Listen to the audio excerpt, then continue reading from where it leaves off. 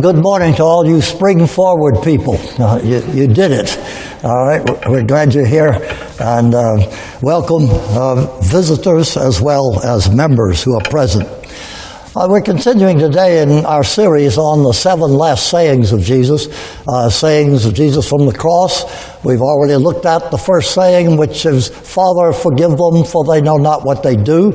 And then last Sunday we took a look at the words that Jesus spoke to the criminal who hung beside him when Jesus said to that criminal, today you will be with me in paradise.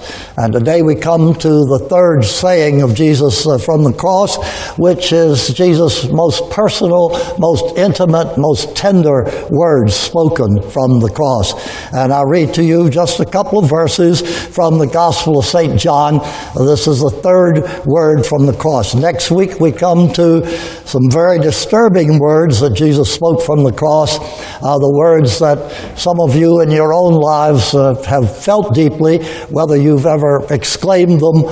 Jesus said, as we will find next week, and I hope you'll be here to consider these with us, he will say, my God, why have you forsaken me? So that's next Sunday, preview of things to come. All right, these are the words from the 19th chapter of the Gospel of St. John, and beginning at verse 25 and reading to verse 27. Standing close to Jesus' cross were his mother's sister, Mary, the wife of Clopas, and Mary Magdalene. A lot of Marys in Jesus' time. Jesus saw his mother and the disciple he loved standing there. So he said to his mother, he is your son. Then he said to the disciple, she is your mother. From that time, the disciple took her, that is to say, Mary, the mother of Jesus, took her to live in his home. The word of the Lord. Well, I hate to go from such a solemn and intimate and personal text to what I think is a humorous story, but when you think about mothers and sons, things come to your mind. You just can't shut them out, can you? There was a young preacher who was having a great deal of trouble holding the attention of the members of his congregation. Stand up there, within 10 minutes of his preaching, people would start snoring in his church, nodding, snoring, and of course it troubled him. And so he called aside one of the more experienced members of the church and said, look, you know the trouble I'm having. I've even seen you out there nodding off when I'm in the middle of my sermon. Can you tell me what's going on? Is there any way that I can stir up the attention and hold the interest of these people? And the older fellow said, well, son, what you need is more humor in your sermons. You need a little humor, a little wit. So he was thinking about this young minister at Four Forks Methodist Church. He was thinking about this when he went to this huge church convention. There were 1,000 people there in this great auditorium. And one of the distinguished clergy of the day was giving the sermon. And about 10 minutes into his sermon, the man stopped and he said, my friends, the happiest hours of my life were spent in the arms of another man's wife. Now, there were gasps all over. Noise and everybody. And then after a pause, he smiled and he said, my mother. And everybody roared. And the young guy says, that's it. I can't wait to get back to Four Forks Methodist and use that story. And so the next Sunday, got back, and there were 33 people, about the same attendance we got, were there. And so he gets in his sermon, and people were already starting to nod, but then all of a sudden he stopped. And he said to his 33 people, "My friends, the happiest hours of my life were spent in the arms of another man's wife." 39 mouths fell open, 39 gasps, 39 looks of horror on people's faces, and then a look of horror on the preacher's face because he said, "But I can't remember her name." Well, anyway, that did, at least for that Sunday, cured the people's failure to attend to his sermon. Well, you really do hate to go from such a story as that to the solemn utterance of Jesus on the cross. "Here is your mother," he says to this disciple who's standing at the foot of the cross, whom we think is the Apostle John, who wrote this account. And then he says to the apostle, "Here is your mother." What do you think his mother, Mary, who was there, and his apostle John, what do you think they heard when they heard those words? What did Mary, when Mary heard the words, "Here is your son," and of course Jesus could not do what I'm doing, gesturing to his son. He had to do it with his head. "Here is your son." And then to the young man who was there, John, turning to his mother Mary, "John, here is your mother." What did they understand? I mean, when you hear those words, when I read them to you, what occurs to you? I mean, do you know what he's intending to convey to these people? What is he saying to Mary? "Mary, John now is your son." And then saying to John, "John, now Mary is your mother." What did they hear when they heard those words? So what you and I generally conclude is that what Jesus was doing is saying, "Now I'm dying. I can no longer take care of you, Mother. I can no longer be your friend, John. And now I want you two to take care of each other. I want you, Mother, to regard John now as a replacement for me, as somebody acting in my place. And I want you, John, I want you to look out for my mother and take care of her. I'm not going to be around now for her." Is that what they understood? And then, I mean, these words just bristle with questions. Then you have to ask, well, is Jesus all of a sudden, in an impromptu way, making arrangements for the future well-being of his mother and his son? Why in the world, like you and like me, why wouldn't we work out this over a long period of time? How is it that maybe a few years back Jesus hadn't arranged for the future of his mother? Or if she was intending for John to take care of his mother, why hadn't he made these arrangements? Why is it now, for goodness sake, here he is in great agony, suffering this horrible death on the cross, and all of a sudden, here he is making arrangements for the future well-being of his mother and for the relationship of John to his mother. And I don't know the answer to that question. I don't know. I mean, most of us would start working on these things some time before. It's really something that everybody in this room ought to do. I mean, it's one of the greatest gifts that a spouse can give to her or his mate. It's one of the greatest gifts that parents can give to their children or children to their parents, to make arrangements for the future, to get things straightened out well before the day comes. That's what we ought to be doing. How come Jesus didn't do that? You say, well, he was pretty busy with other things. And so, I mean, they're just all sorts of questions that if you put yourself in the scene, you would be asking. But I don't want to deal with all of those things because I want to be sure that you and I have some takeaways from this important saying of Jesus on the cross. To me, what I want to draw from it is here is a a saying that makes us think about family. A saying of Jesus that makes us think about our friends and about our mothers. And I think about, Jesus and his friend John. We don't know hardly anything about Jesus' life until he was about 30 years old. Did he have friends up in Nazareth when he was growing up?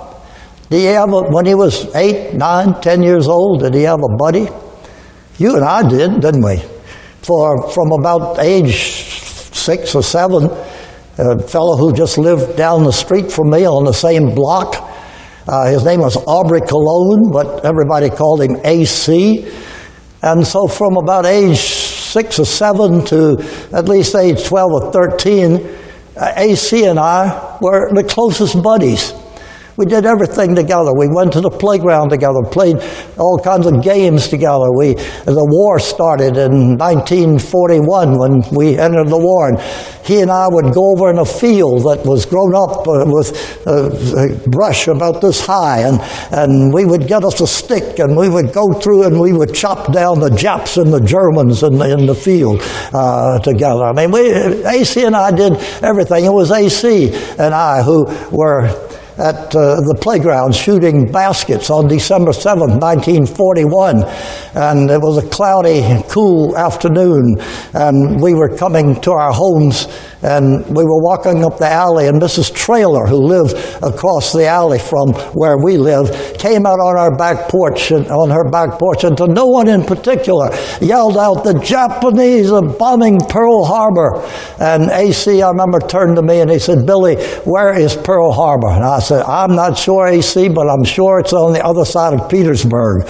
And you have those childhood things. You remember those things. And then when I was 13 or 14, AC wasn't so important as Bobby Tucker. And Bobby Tucker and I became real close friends. He was my buddy.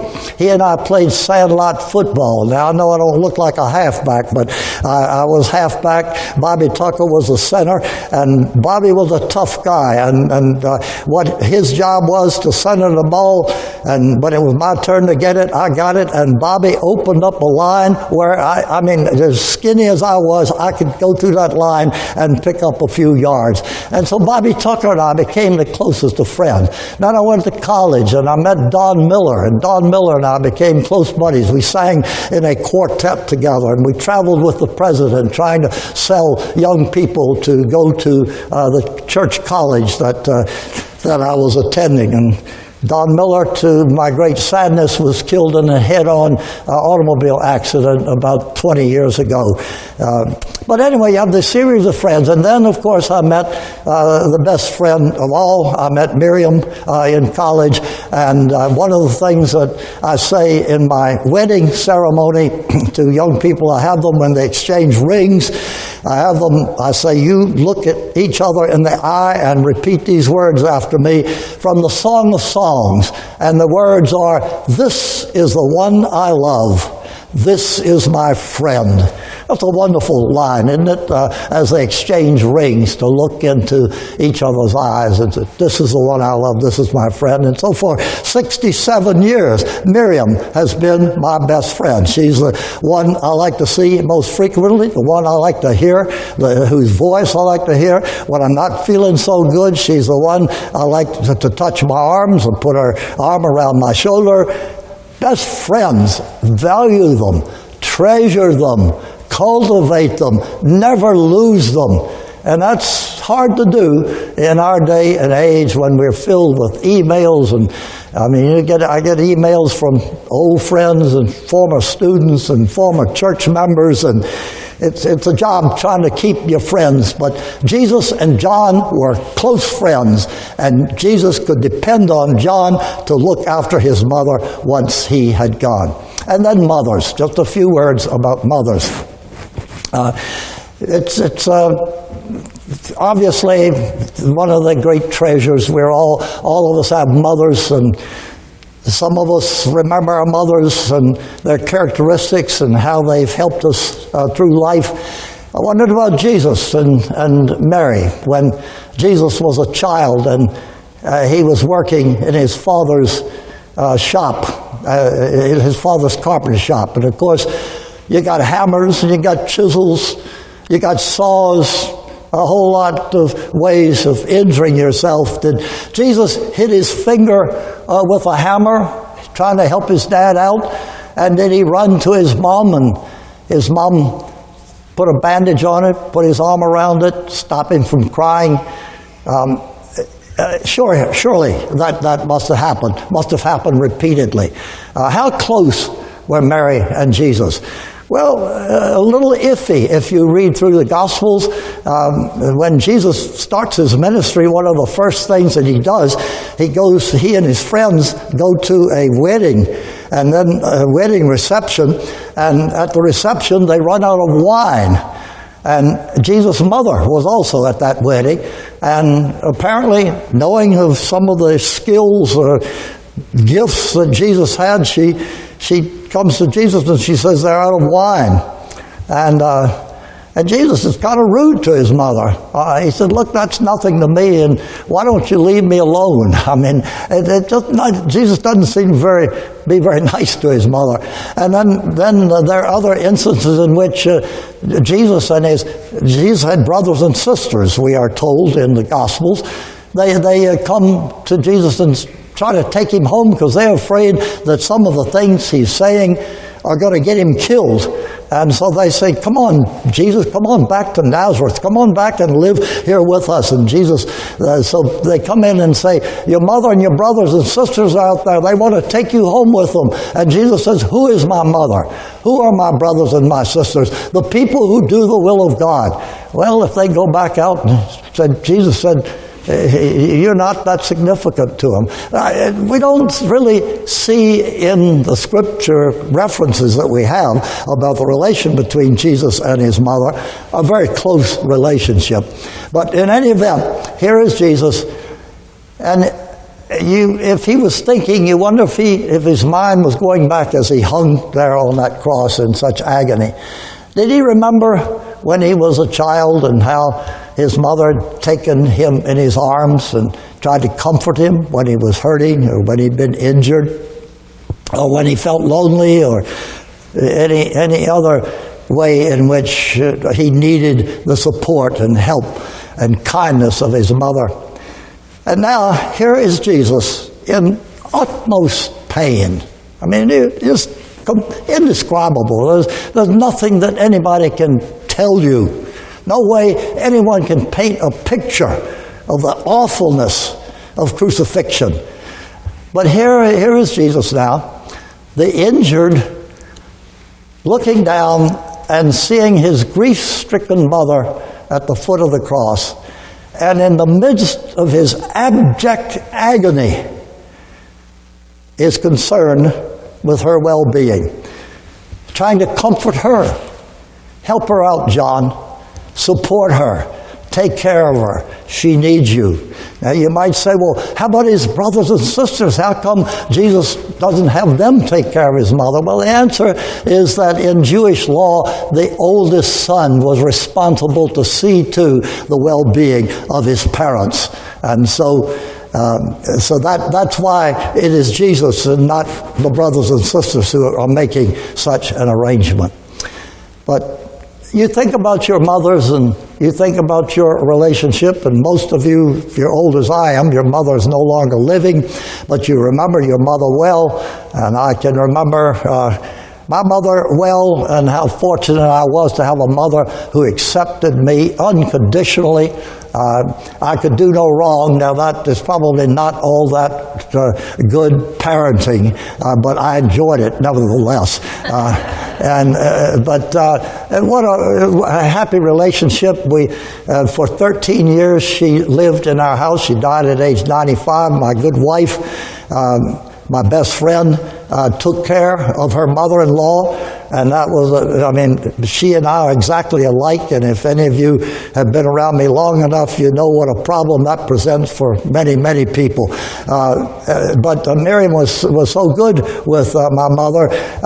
One of the things that I would do on Sunday morning, as I still do really, is I would run up and down, upstairs and downstairs trying to find some reference that I needed for the sermon or the Sunday school lesson that I was teaching. And my mother and Miriam would be sitting in the kitchen, patting their foot and waiting for me to go to church. And one Sunday morning, in exasperation, Miriam said to my mother, she said, "Mom, I've spent half my life waiting for that man." And my mother said, "Yes, but such sweet waiting," which of course endeared my mother to Miriam even more deeply, as you can imagine. Well, in any event, what are you going to take away from this morning? What I want you to take away from behold your son, behold your mother is, think about the importance of human friendship. Think about how necessary it is for your spiritual as well as physical well-being to have and maintain and to cultivate those friends. And think about your mother and support and devotion that she gave you. And even now, be it from the grave for most of us, they are still influencing our lives, still shaping who we are and how we live and how we relate to each other. And so we thank our Lord Jesus Christ for his care for his friend John and for his mother as he hung on the cross. Amen. Now let's sing about the cross.